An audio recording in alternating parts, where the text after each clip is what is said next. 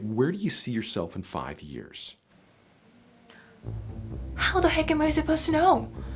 I don't even know what I'll eat for dinner tonight. That's my long-term plans. Do they expect me to answer that I'm gunning for VP in this company? I'm sure as hell not gonna say I want to sit where the interviewer sits right now. This is bad. And now I'm sweating. Keep your arms down. No one wants to see the legs underwear. It's gonna be okay.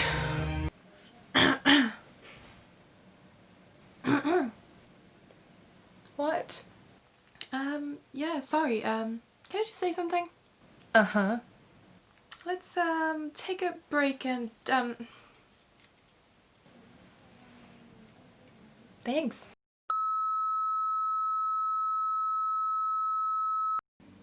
Frustrating, right?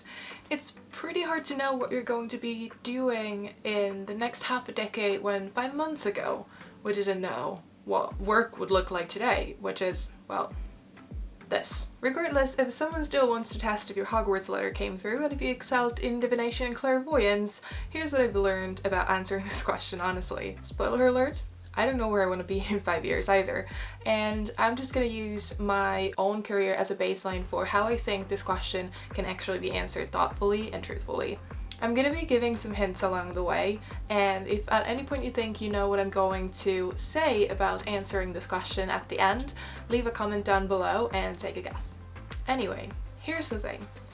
5 years ago in 2015, I was just about to move to Montreal to do my minor studies and live there for 6 months. If you told me then where I was going to be today, I would have laughed you out of the room in the next second. I mean, living abroad, working abroad, absolutely. Like, that was always the dream. But in big tech, in tech, not likely. I was going to go into business consulting. Not once did I think that I would end up working with data at all. Then 6 months later, when I got my first job in data management, I thought 100% this is temporary. I mean, it sounded remotely interesting when I applied for it, but I mainly did it because I didn't get any of the training or internships that I wanted in business consulting, so this was just something to do while I was waiting to start on my master's, because a master's degree, or at least you being enrolled into a master's degree, was what all the consultancies wanted. So, you know, something to get a little bit of money and kill the time, but other than that, this was just temporary.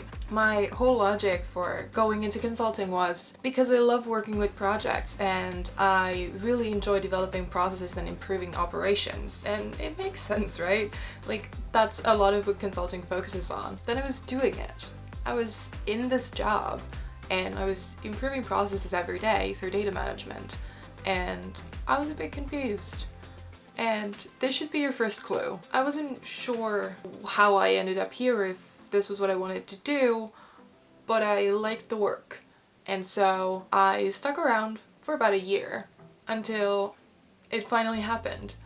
There was a consulting firm that contacted me and wanted to talk to me about opportunities in their firm for me to do consulting. And I had the conversation, I was hired, and I started doing master data management consulting. Not business consulting, but I was in consulting now. Like, that was what I wanted to do, right? Funnily enough, I actually ended up working in the same project with one of the consultants that had initially interviewed me for one of the companies that rejected my internship application. And I would never in a zillion years been in that same position in a year had I actually gotten accepted to their internship program. So I don't think she noticed, I don't think she knew that it was me, but for me it was kind of satisfying serendipity that I would end up working with someone in that company that actually then didn't actually want me to work for them. So that happened, and I was consulting in the banking and finance industry. One thing that I do want to say is don't get discouraged by rejection. If you're applying for a job and you don't get it at that point, you don't know how, you know, that rejection is serving you and your future, because you just don't know what opportunities are lying beyond that. So if you get rejected, yeah, it sucks, but at the same time, there's, you know, there's always going to be more opportunities, so don't get discouraged. And yeah, to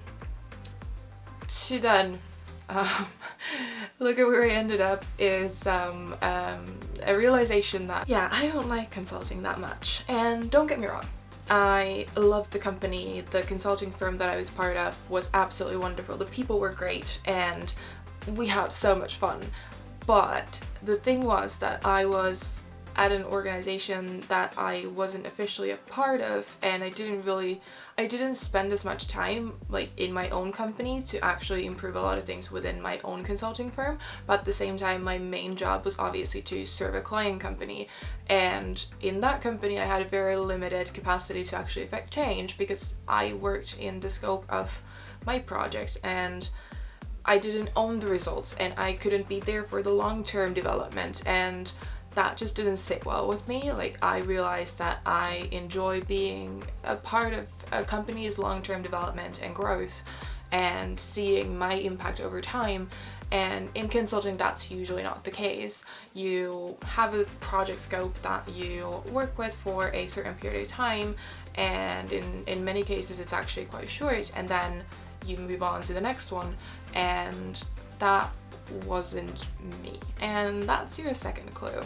What I did like, however, was being able to verbalize the business value of data management and working in the cross-section of technical and business teams, and that played a huge role of also how I got to my next role. Within a year, I ended up taking the leap and starting to work for my mentor at the time, and I took a role that was in the cross-section of data management / engineering and solution development for B2B clients. And I worked really closely with both sales and the business clients, as well as our development and technical teams and data engineering. And I was pretty good at it. I got to do a lot of problem solving and, again, process, product and operations development, which was why I initially wanted to go into consulting, right? I was able to impact how data products were developed within the company and within that particular department, and I worked on problems that were interesting, but at the same time I didn't really find a lot of meaning in the products and the client relationships that we had. I think it was the B2B side of things that wasn't necessarily as close to my heart as, you know, the B2C relationship that I have in my current role. And so that in my case ended up with me sort of having a bit of a conflict of how meaningful do I find my work, even though it was interesting. And I think you should use that as your third clue. So when my current employer came knocking, the opportunity to build product, improve processes and operations that impacted millions of people all over the world every single day that used our products and services actually really drew me in and intrigued me, and that is how I ended up in my current company. There was meaning in what they offered that I found to be beyond what I did in my past job, and I think you should use that as your third clue. And I promise we're coming towards the conclusion. Only a couple more points, hang on. Within the company, even a year ago, I didn't see myself as becoming a project manager. I didn't see that, you know, working with data and influencing people with the results of analysis and that understanding, hands-on understanding work would have been very core to it. And that's why I wasn't pursuing a project management career path. But then there was a different opportunity. There was a different opportunity that not only offered me that, but the opportunity to use that influence that I could garner from data and research and understanding and driving that end to end from feedback to implementation in a way that is cross-functional across our stakeholders and impacts thousands of people every single day. And that got me hooked immediately. It was like a project management role that was just made for me. And here I am today.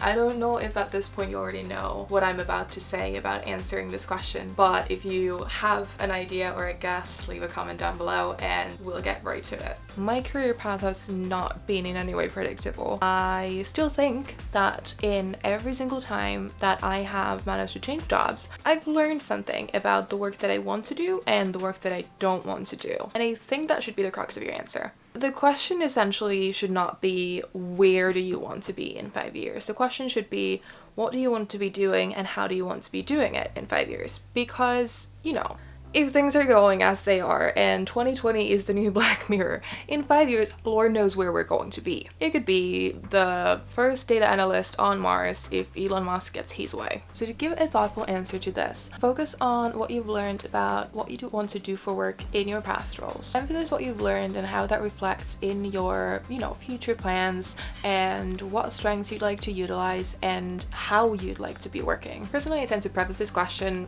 just with, a couple of sentences of what I just described, which is that I don't know where I want to be, but I have held multiple roles in the past, and here's what I've learned through that unpredictability and a very fluid career path up until now. So what I do know is that I want to be solving problems and improving processes at scale in an organization that supports taking ownership of one's work and results. I also want to use my strengths of communicating between business and technical teams and further grow in building mutually beneficial collaborations between the two. I also want to bring my passion for data and stay close to the understanding work that goes into identifying issues and solutions. Finally, I want to be doing all of this in a company whose mission, products, and services I can believe in, and I believe this to be that kind of company.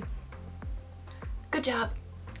That is how I would honestly answer the question of where do you want to be in 5 years. If you like this video, hit the thumbs up button, subscribe to my channel for more content like this, and if you really enjoyed this, I am also on Instagram and post a lot more stuff over there, so if you want some daily content from me, head on over there and follow Young Female in Tech, and I will see you in the next one.